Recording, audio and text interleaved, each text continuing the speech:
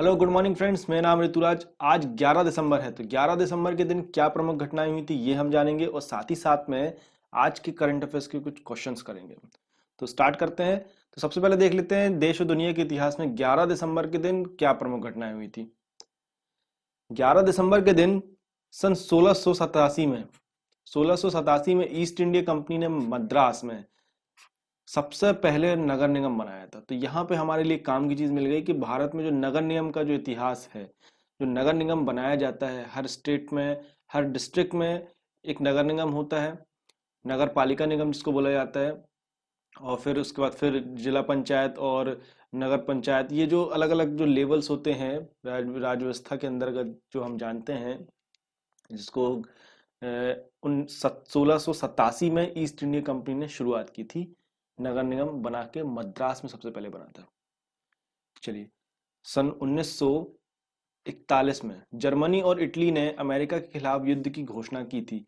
सबसे पहले इटली के शासक बेनिटो मुसोलिनी और फिर जर्मनी के तानाशाह अडोल्फ हिटलर ने यह घोषणा की थी कि भाई अब हमको अमेरिका से लड़ाई लड़नी है, विश्व युद्ध चालू करना है।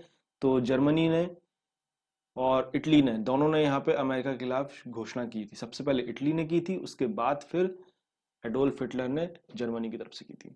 सन 1946 में डॉक्टर राजेंद्र प्रसाद जी भारत संविधान सभा के अध्यक्ष निर्वाचित किए गए थे।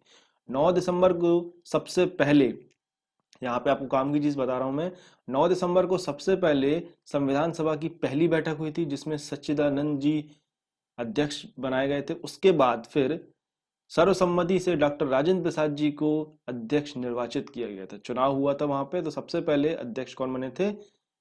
डॉक्टर राजेंद्र प्रसाद जी। परंतु सबसे पहली बैठक हुई थी उसमें जो, जैसे प्रोटेम स्पीकर होता है हमारे यहाँ पे संसद में, वैसे ही सबसे पहले वहां पे अध्यक्षता किसने की थी? सच्चिदानंद जी ने की थी।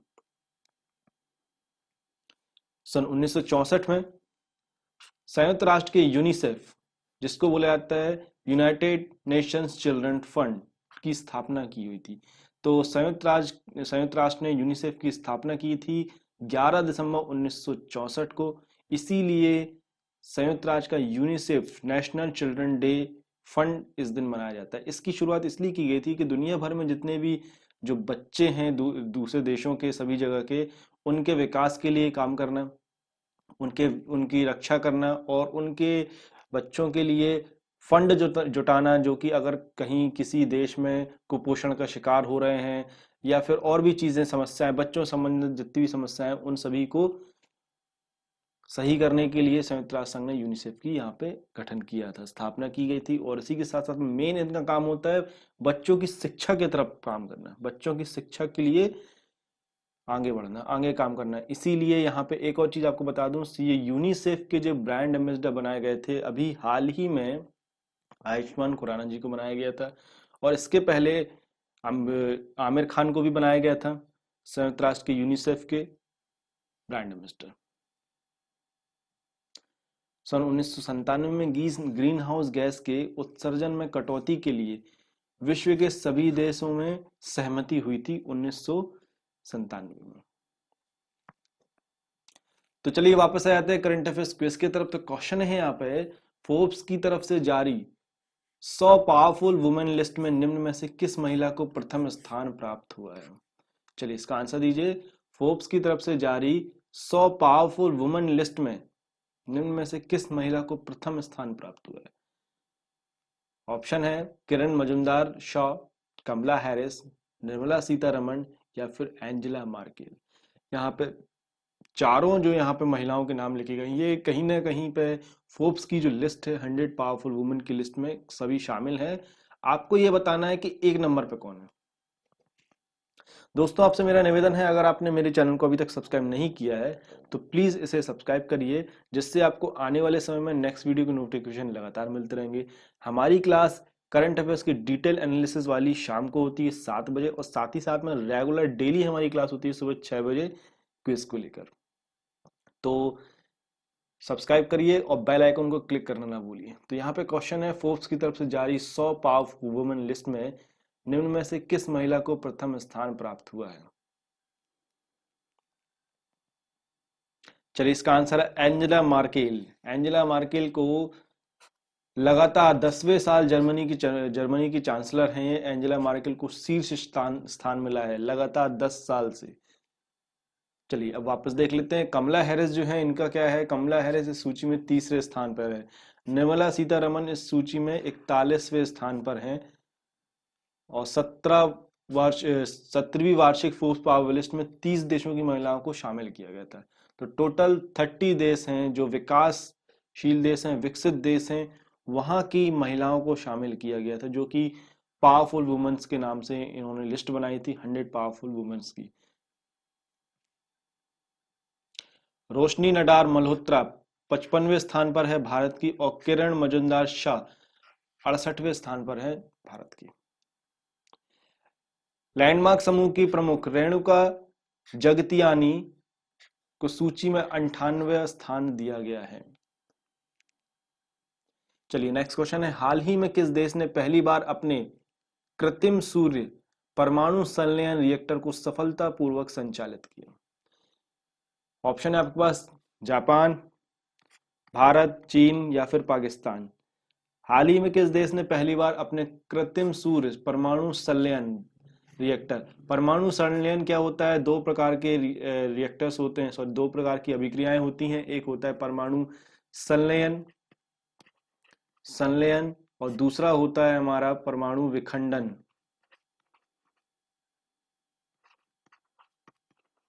परमाणु विखंडन। तो इन दोनों जो रासायनिक क्रिया हैं, नाभिकीय क्रियाएं हैं, इनमें फर्क क्या होता है? संलयन में क्या होता है कि दो छोटे नाभिक मिलकर बड़ा नाभिक बनाते हैं, ठीक है। और साथ ही साथ में विखंडन में क्या होता है, एक बड़ा नाभिक जो होता है वो टूटकर छोटे छोटे कई नाभिकों में बट जाता है। तो ये होता है दोनों में फर्क। संलयन में क्या होता है, दो छोटे नाभिक मिलकर एक बड़े नाभिक का निर्माण करते हैं, और विखंडन में एक बड़ा नाभिक जो होता है वो टूटकर छोटे नाभिकों में विखंडित हो जाता है।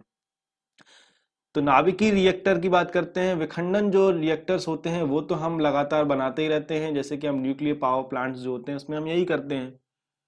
एटम बम्स जो बनाए जाते हैं उसमें यही होता है, विखंडन की क्रियाएं होती हैं। परंतु अभी तक नाभिकीय संलयन की जो क्रिया थी वो हमारे धरती पर नहीं की गई थी, नहीं होती थी, क्योंकि इसमें अत्यधिक मात्रा में, बहुत अधिक मात्रा में ऊर्जा का विक्षेपण होता है। बहुत ज्यादा यहाँ पे ऊर्जा निकलती है, रिलीज होती है, और अधिकतर ये जो क्रियाएं हैं हमारे धरती में नहीं हुआ करती थी, क्योंकि ये बहुत ज्यादा हाई एनर्जी वाली हुआ करती थी, और इतनी ऊर्जा सिर्फ सूर्य में हुआ करती थी।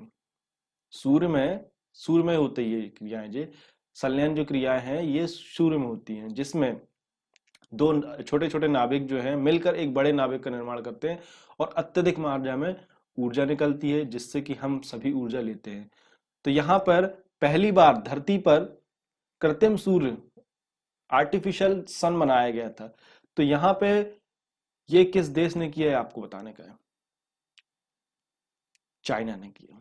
चाइना ने हाल ही में पहली बार अपने कृत्रिम सूर्य परमाणु संलयन रिएक्टर को सफलतापूर्वक संचालित किया है। इस परमाणु रिएक्टर से स्वच्छ ऊर्जा प्राप्त होने की उम्मीद भी है। तो यहाँ पर चाइना जो है ये बता रहा है कि हमने कृत्रिम सूर्य परमाणु संलयन रिएक्टर चालू तो कर दिया है, और साथ ही साथ में उन्होंने ये भी बताया कि इस रिएक्टर से जो ऊर्जा मिलने वाली है वह स्वच्छ ऊर्जा रहेगी, मतलब किसी प्रकार का पॉल्यूशन हम नहीं करने वाले हैं, ऐसा चाइना ने भरोसा दिलाया है। चीन के वैज्ञानिकों ने कृत्रिम सूर्य परमाणु संलयन रिएक्टर को सफलतापूर्वक दुनिया में दूसरे सूरज के दावे को सच कर दिखाया, क्योंकि भाई अभी तक हम एक ही सूरज को जानते हैं, एक ही सूर्य है हमारा। अब यहाँ पे एक कृत्रिम सूर्य बनाकर चाइना ने बात कर दी है कि भाई हम एक नंबर पे हैं, हम इतना कर सकते हैं, हमने दूसरा सूरज भी बना लिया है। तो यहाँ पर हमने ये सारी चीजें देख ली कृत्रिम सूर्य के बारे में। चलिए, नेक्स्ट क्वेश्चन है, चीन और नेपाल के 30 सदस्यों वाली सर्वेक्षण दल की रिपोर्ट के अनुसार दुनिया की सबसे ऊंची चोटी माउंट एवरेस्ट की ऊंचाई जो है वो 86 सेंटीमीटर बढ़कर कितनी हो गई है? अभी हाल ही में चीन और नेपाल की 30 सदस्यों की टीम ने सर्वेक्षण किया, जहां पर उन्होंने पाया कि माउंट एवरेस्ट की जो लंबाई है वो 86 सेंटीमीटर बढ़ गई है। तो ये बताना है कि 86 सेंटीमीटर बढ़ने के बाद अब ये कितनी हो गई है। चलिए आंसर दीजिए। ऑप्शन है आपके पास ए, बी, सी और डी। चलिए इसका आंसर है 88, या बोल सकते हैं 8,848.86 अभी तक कितनी थी? 8,848 मीटर थी, 86 सेंटीमीटर यहाँ पे बढ़ गई है। नेपाल और चीन ने 2 साल तक सर्वे वर्क पूरा करने के बाद माउंट एवरेस्ट की जो ऊंचाई थी इसके बारे में संयुक्त घोषणा की है। यह साल 1954 में सर्वे ऑफ इंडिया द्वारा मापी गई ऊंचाई से 86 सेंटीमीटर ज्यादा है। तो इसके पहले माउंट एवरेस्ट की जो लंबाई है वो नापने का काम किसने किया था? सर्वे ऑफ इंडिया ने किया था, 1954 में किया था, जिसने नापी थी 8,848 मीटर टोटल हाइट है माउंट एवरेस्ट की। अब यहाँ पे इसी साल 2020 में नेपाल और चीन ने संयुक्त रूप से एक अभियान चलाया, सर्वेक्षण किया, जिसके अनुसार माउंट एवरेस्ट की जो ऊंचाई थी वो 86 सेंटीमीटर बढ़कर 8,848.86 मीटर हो गई है। नेपाल में साल 2015 में एक विनाशकारी भयंकर भूकंप आया था 2015 में। इस भूकंप के बाद से ही ये अटकलें लगाई जानी शुरू कर दी गई थी कि माउंट एवरेस्ट की ऊंचाई में कुछ ना कुछ बदलाव हुआ होगा, क्योंकि ये इतना तेज भूकंप था कि अगर आपको शायद याद हो या ना हो तो मैं आपको बता देता हूं कि जो ISS जो है हमारा इंटरनेशनल स्पेस स्टेशन जो है, वहां से ली गई तस्वीरों के मुताबिक एक वीडियो के थ्रू यूट्यूब पे मिल जाएगा आपको, उसमें दिखाया गया था कि जब इतना तेज भूकंप आया था नेपाल में, इतना तेज भूकंप था कि उस समय धरती का थोड़ा सा जो रोटेशन जो है वो थोड़ा सा चेंज हुआ था, फर्क दिखा था उसमें। तो इसको देखते हुए यहाँ पे अनुमान लगाया जा रहा था कि इतना खतरनाक भूकंप था, नेपाल में वाकई में बहुत ज्यादा जनधन की हानि हुई थी। तो इतने बड़े भूकंप होने के बाद यह अनुमान लगाया जा रहा था कि माउंट एवरेस्ट की लंबाई में, ऊंचाई में कुछ ना कुछ बदलाव तो हुआ होगा। चलिए आगे बात करेंगे। अंतर्राष्ट्रीय ओलंपिक समिति ने पेरिस में साल 2024 में होने वाले खेलों में से किस खेल को आधिकारिक तौर पर ओलंपिक खेलों का दर्जा दे दिया है? ऑप्शन है आपके पास क्रिकेट, कबड्डी, ब्रेक डांस या फिर फुटबॉल। चलिए इसका आंसर है ब्रेक डांस। अंतर्राष्ट्रीय ओलंपिक समिति ने पेरिस में 2024 में होने वाले खेलों में इसको शामिल कर लिया है। अब भाई खेल के साथ साथ अब डांस भी हुआ करेगा ओलंपिक में, ब्रेक डांस को यहाँ पे शामिल किया गया है। युवा दर्शकों को लुभाने के लिए IOC ने यह फैसला लिया है। इसके अलावा स्केटबोर्डिंग, स्पोर्ट्स क्लाइंबिंग और सर्फिंग को भी इन खेलों में शामिल किया गया है।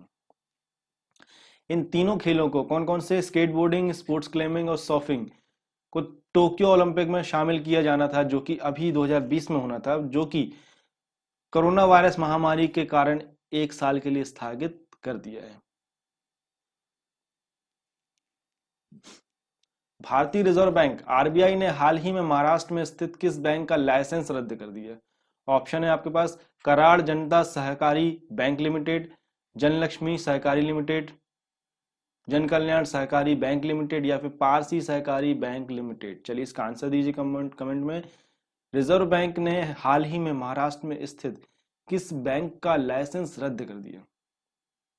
आपसे दोस्तों निवेदन है मेरा फिर से कि अगर आपने अभी तक मेरे चैनल को सब्सक्राइब नहीं किया है तो प्लीज सब्सक्राइब जरूर करिए, और साथ ही साथ में अगर वीडियो पसंद आता है तो लाइक जरूर करिए। चलिए इसका आंसर है कराड़ जनता सहकारी बैंक लिमिटेड। रिजर्व बैंक ने कहा कि पर्याप्त पूंजी और कमाई की संभावना नहीं होने के कारण यह कार्यवाही की गई है।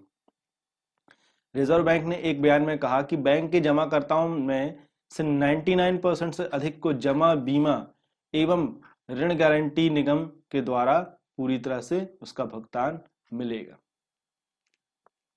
केंद्रीय शिक्षा मंत्रालय ने नई बैग पॉलिसी जारी की है, जिसमें बैग का भार निम्न में से कितने किलोग्राम से अधिक नहीं होना चाहिए? ऑप्शन है आपके पास 10 किलोग्राम, 12 किलोग्राम, 8 किलोग्राम या फिर 5 किलोग्राम। अभी हाल ही में केंद्रीय शिक्षा मंत्रालय ने नई बैग पॉलिसी जारी की, जिसके तहत बैग में कितना अधिकतम वजन रहना चाहिए, इससे ज्यादा वजन नहीं होना चाहिए। लगातार ये हर समय समस्या रहा करती थी बच्चों के साथ कि इनका बच्चों का जो बैग जो है, स्कूल बैग जो है, वो लगातार इतना भारी होता है, उनकी उम्र के हिसाब से, उनके वजन के हिसाब से बैग जो है, उनका वजन जो है बहुत ज़्यादा हुआ करता था, तो उनको उठाने में परेशानी हुआ करती थी।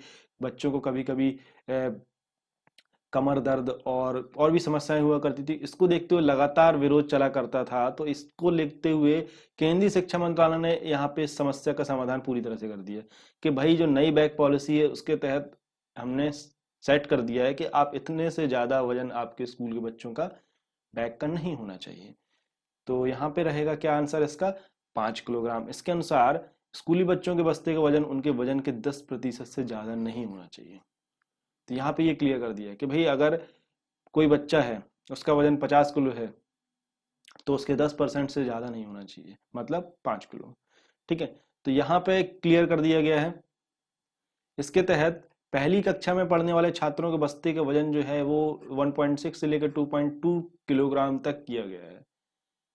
तो यहाँ पे 1.6 से लेकर 2.2 तक पहली कक्षा में पढ़ने वाले बच्चों से स्टार्ट किया गया है। और यहाँ पे एक और बहुत अच्छा बदलाव किया गया है।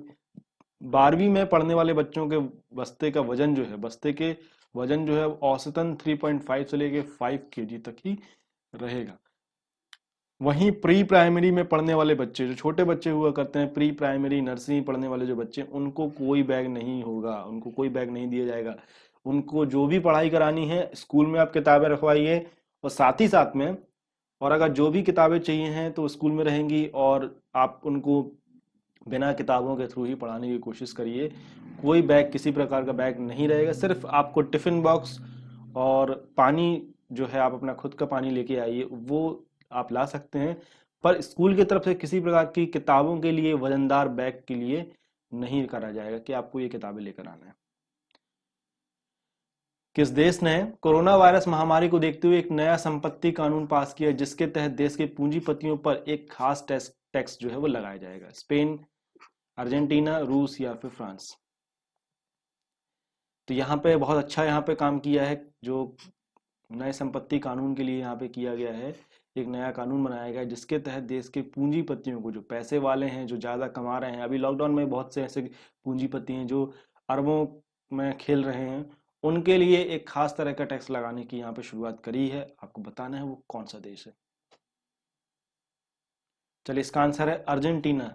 अर्जेंटीना सरकार का कहना है कि इससे इकट्ठा धन इस्तेमाल दवा और जरूरी चीजों को खरीदने में आएगा और राहत कार्य में किया जाएगा। तो यहाँ पे अर्जेंटीना सरकार का बहुत अच्छा फैसला है कि जो पैसे वाले, जो लोग हैं, ज्यादा पैसे हैं, जिनके पास पूंजीपति हैं, उनसे टैक्स लिया जाएगा, एक स्पेशल टैक्स लिया जाएगा। कानून में संशोधन किया गया है, और उस पैसे से जो धन इकट्ठा होगा उसका इस्तेमाल जो है वो दवाओं में, जरूरी चीजों को खरीदने में एवं राहत कार्य में किया जाएगा। क्योंकि कोरोना वायरस की वजह से उन देश की, अधिकतर हर देश की, वहां की बस बात नहीं करी जा रही है, हर देश की अर्थव्यवस्था जो है वो चरमरा गई है।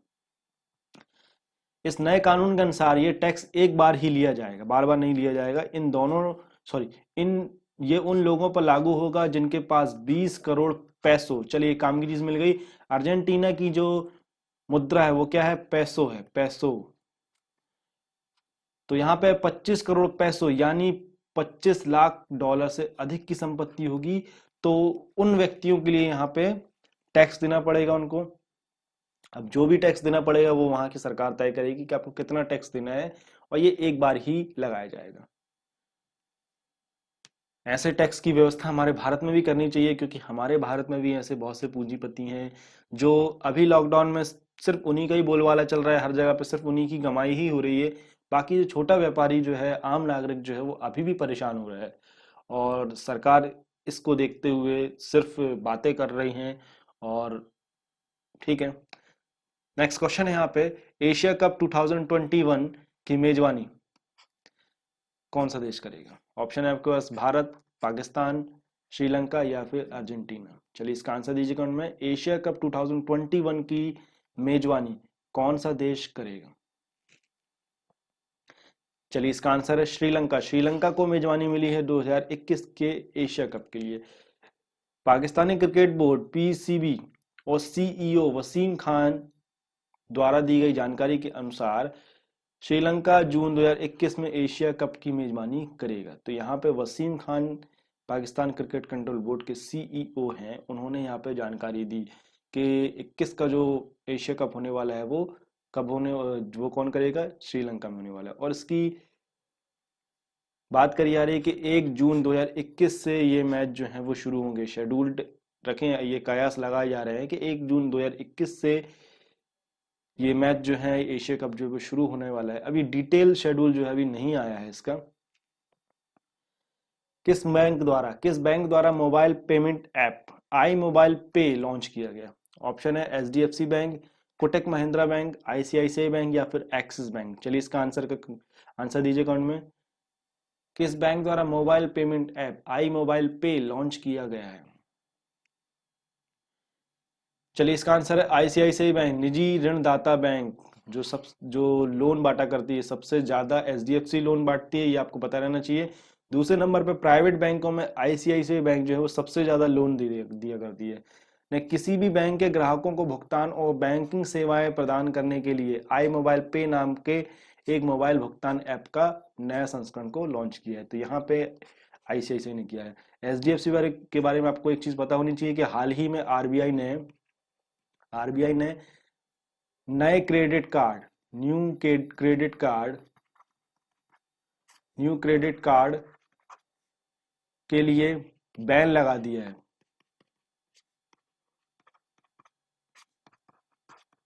कि अभी हाल में एचडीएफसी बैंक जो नए क्रेडिट कार्ड लॉन्च नहीं कर सकती है, नए किसी को दे नहीं सकती है, बेचा नहीं कर सकती है। तो यहाँ पे अभी बैन लगा दिया आरबीआई ने एचडीएफसी बैंक को लेकर।